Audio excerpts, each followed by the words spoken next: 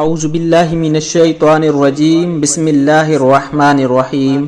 سامعین کرام السلام علیکم۔ پیارے دوستو، ایک مرتبہ نبی پاک صلی اللہ علیہ وآلہ وسلم کی پیاری ذات پہ درود پاک کا تحفہ بھیج دیں۔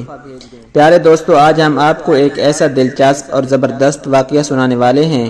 اس سے پہلے اگر ابھی تک آپ نے ہمارے چینل کو سبسکرائب نہیں کیا تو ایسے معلوماتی واقعات سننے کے لیے ہمارے چینل کو ضرور سبسکرائب کر دیں۔ ویڈیو اچھی لگے تو ویڈیو کو لائک اور شیئر ضرور کریں اور اپنی رائے کا اظہار کامنٹ سیکشن میں ضرور کر دیا کریں۔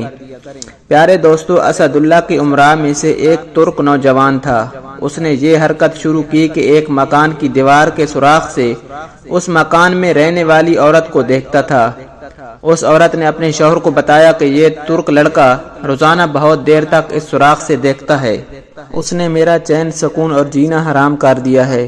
یہاں گھر پر کوئی نہیں ہوتا، دیکھنے والا یہی سمجھے گا کہ میں اس سے باتیں کیا کرتی ہوں۔ میری سمجھ میں نہیں آتا کہ میں کیا کروں۔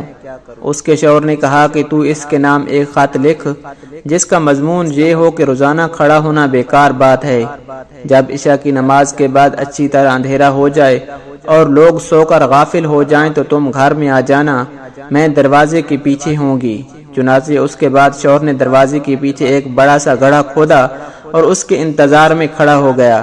جب وہ ترک لڑکا آیا اور دروازہ کھولا اور اندر داخل ہوا تو اس عورت کے شوہر نے اس کو دھکا دے کر گڑھے میں ڈال دیا اور اس پر مٹی بھر دی۔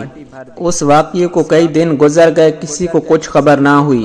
ایک دن اسد اللہ نے دریافت کیا کہ فلاں شخص کہاں ہے۔ اس کو بتایا گیا کہ ان کا کچھ پتہ نہیں۔ اس پر اسد اللہ غور و فکر کرتے رہے، یہاں تک کہ اس تحقیق کی انہوں نے یہ صورت نکالی کہ ایک شخص کو اس مؤذن کو بلانے کے لیے بھیجا جو اس مکان کی قریب والی مسجد کا مؤذن تھا۔ اس نے مؤذن کو بظاہر بہت سخت پکڑا اور اسد اللہ کے سامنے حاضر کر دیا۔ پھر اسد اللہ نے آہستہ سے اس سے کہا کہ یہ 100 دینار لے لو اور جو کچھ ہم تم کو حکم دیں اس کی تعمیل کرو۔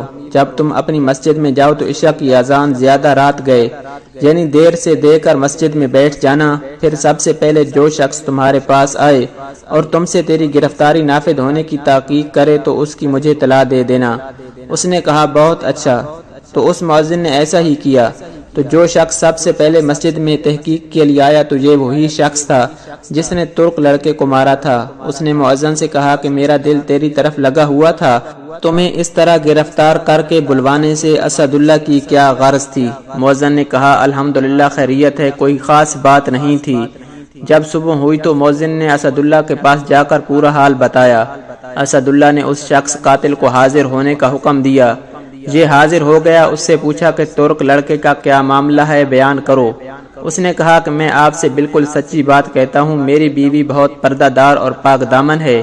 یہ شخص گھات لگائے ہوئے اس کو دیکھتا تھا اور پریشان کرتا تھا اور میری بیوی بدنامی کے خوف سے اس شخص کے کھڑے رہنے سے پریشان ہو گئی، تو میں نے اس کے ساتھ ایسا معاملہ کیا اور پوری تفصیل بیان کر دی۔